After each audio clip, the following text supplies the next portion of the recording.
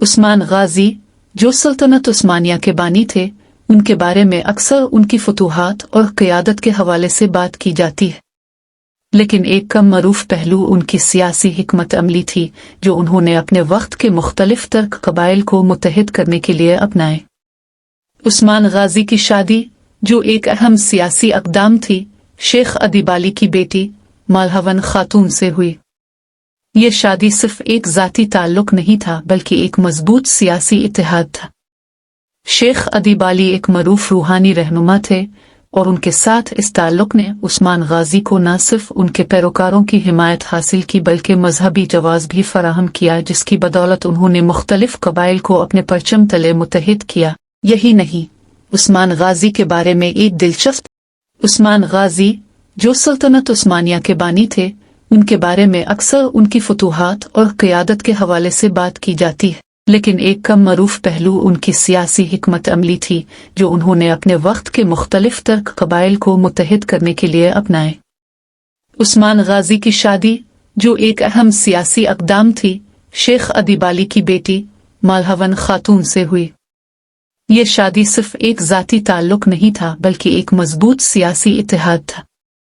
शेख अदीबाली एक मरूफ रूहानी रहनुमा थे और उनके साथ इस ताल्लुक ने उस्मान गाजी को न सिर्फ उनके पैरोकारों की हिमायत हासिल की बल्कि मजहबी जवाज़ भी फराहम किया, जिसकी बदौलत उन्होंने मुख्तलिफ कबाइल को अपने परचम तले मुत्तहिद किया। यही नहीं, उस्मान गाजी के बारे में एक दिलचस्प बात यह भी है कि उनका एक ख्वाब बहुत मशहूर है जिसमें उन्होंने एक चांद को देखा जो दुनिया के ऊपर फैल रहा था। इस ख्वाब में उनकी हिकमत अमली और मुस्तकबिल के मंसूबों में अहम किरदार अदा किया।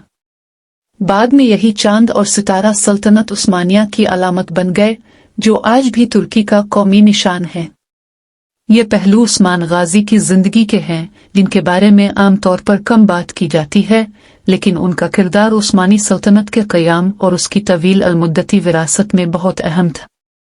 उस्मान गाजी जो सल्तनत उस्मानिया के बानी थे, उनके बारे में अक्सर उनकी फतूहात और क़यादत के हवाले से बात की जाती है, लेकिन एक कम मरूफ पहलू उनकी सियासी हिकमत अमली थी जो उन्होंने अपने वक्त के मुख्तलिफ तर्क कबाइल को मुत्तहिद करने के लिए अपनाए।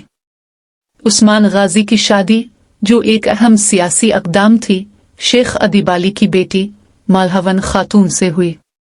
ये शादी सिर्फ एक ज़ाती ताल्लुक नहीं था बल्कि एक मजबूत सियासी इत्तेहाद था।